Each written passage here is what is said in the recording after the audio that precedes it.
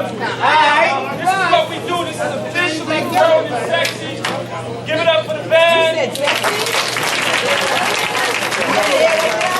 it up for my mother. Yeah, now y'all make it up. Work for Master. Thank everybody for coming out. The second show, mini shows. As long as you keep doing it like this, it's gonna be fine. I'm hot. Not like that. Y'all know I'm hot. I'm black. That's right. Here's what we're gonna do. We're gonna start. The mic don't work. If the mic works, we'd be using the mic. I'm waiting for the DJ to come. We're gonna start it off with a big mouth poet. His name is Prodigy. He's from South Jersey. I want everybody to welcome Prodigy as he comes to the stage. He was here last time.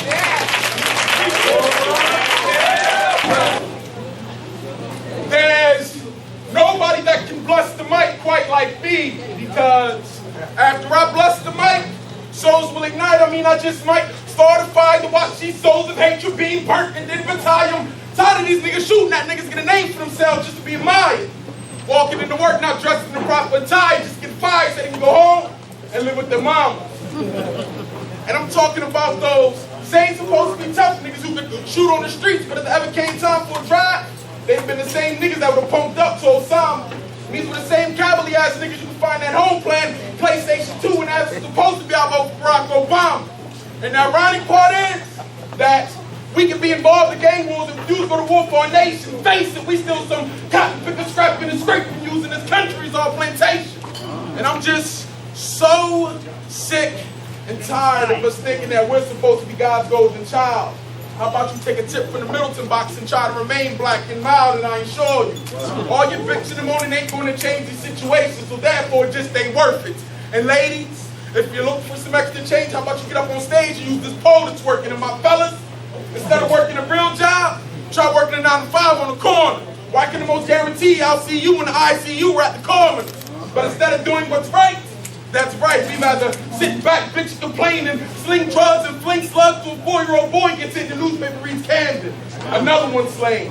And it's a shame, because the black body seems to be addicted to these streets, pumping destruction straight up their veins. And with every hit got us flying high like reindeer, except fuck Santa Claus, and the sand got the rain.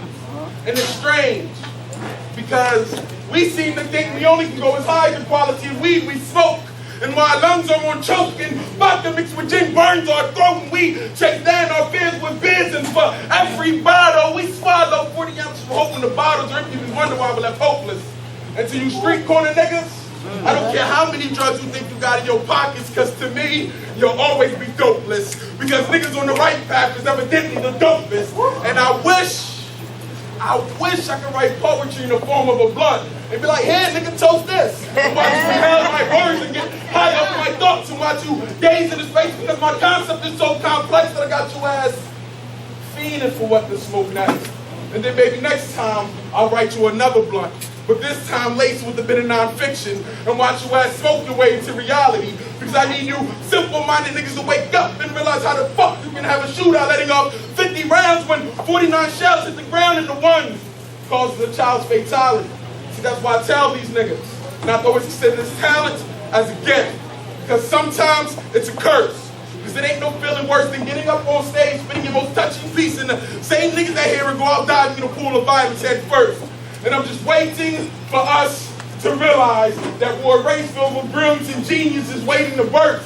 Yes, some of us dummies for money, so of course Uncle Sam gonna play the ventriloquist coming to first. Got us standing in lines and scraping up nickels and dimes and checking the mailbox every 5 to 10 seconds, not realizing that welfare is one of its most lethal weapons.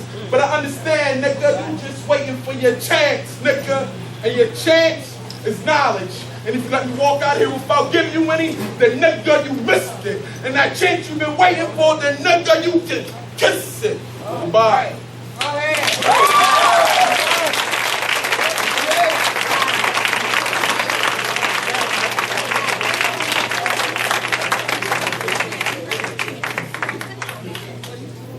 That's all I want to go play and look out here. It's called, you can look through the eyes, look at your life, and real real quick. I don't want to take up too much time, but it's basically like how we so quick to judge people, but we don't understand what it took them to basically get to that decision. The reason why I love poetry is because you can look through the eyes living the life of a father who was strung out on drugs, and his last message to his son was, "Son, I didn't mean to abandon you, and I hope my drug addiction didn't damn you. Because ever since you was born, I've been raging war against this line, and this war proved to be too much, but son, I'm not lying. Every day that I lived without you, my heart and soul was dying. And it was like I was trapped in the night, and my only light was that crack cocaine white, which served as my moon. And because of it, I never got to see my son rise from his mother's womb. And I remember sneaking past the playground just to steal a glimpse of your eye. But every blink that you took brought me closer to my demise because the guilt made my thoughts cry. See, JR. I remember waking up daily with the first thoughts being to get high. And to be honest, I can't take this anymore, so son, this is my goodbye.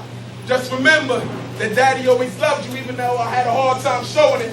Which is kind of ironic because I bought crack every day. I had an easy time blowing it. The reason why I love poetry is because you can look through the eyes living the life of a son who grew up to be a misunderstood gangster. And this story goes, my mom's died when I was young. And as for my dad, the only thing that I had was some suicidal note that came from his crack-permeated notepad. It said some shit like, always came second because doing drugs was his first order of business. Well, Father, with 2 middle fingers to the heavens, I hope you can accept my forgiveness. Because ever since I can remember, my life has been as cold as December winters. Heart stuck on freeze because of life's icicle splinters. See, summers weren't heard of, considered far-fetched. The only warmth that I received came from blazing the heat of the tech, so trust me, stayed burned. And pretty soon, my stomach became immune to the same shit that other niggas' tummies turned. See, I was screaming, fuck karma. Because an eye for eye to me was a lesson not worth learning. But when everybody I thought loved me disappeared by the age of 4, now in order to state, I was temporarily placed in a Christian home. The bastards turned out to be hypocrites in the Lord. And emotional, physical punching bag is all I was used for. So I met my niggas, my gangsters, who I knew was right to die. Taught me to keep my chin up, and that life was a bitch without morals, so why cry? But if you got to tell me that bitch packed to mean bite, and that sometimes life like second chance that it means right. So now I'm sitting here behind bars, awaiting trial for the first degree, man, fuck it. My only regret in life is not killing me. The reason why I love poetry is because you can look through the eyes living the life of a woman who became a widow because of gang violence. And her story goes, you stole my husband, AKA my best friend. Thought we would have a family grow together, see it out to the end. But that was when his life was taken. All because of gang initiation, fucking gangster pigs thought they was bringing home the bacon. Never mind the hearts that were forsaken, leaving vacant. Now I'm drowning in my sorrows, I turned to the bottle. And after every ounce of liquor was swallowed, me and it shared something in common. See, we were both hollow. See, I felt empty inside. But no amount of whiskey can help this pain subside. And believe you me, I most certainly tried. See, I remember countless nights going to sleep in a drunken bliss. And because of the liquor, I couldn't control my bladder. So I remember countless mornings waking up in a drunken piss. Thinking to myself like, damn, girl, what kind of life is this? So I had to face my demons face to face. So I showed up at my husband's murderous court case. And after the young man was sentenced, he hung his head low. You could tell that he felt as though it was too late for repentance. So I screamed out, you are forgiven. No matter how many years you spend behind these bars, know that only God may set you free. For you, I harbor no anger inside of me. In that very moment, the boy shed a tear. And that tear hugged his cheek so amazingly. It was like it didn't want to fall from his eyes. Like in the past, he had shed too many, so he just no longer had any more to cry. And the only thing the boy could say is, but why? And I earnestly replied, because God and I love you. The reason why I love poetry is because you can look through the eyes living the life of yourself. And know and understand that you do not have to be a victim of circumstance. You do not have to be a product of your environment. Your destiny is what you make it.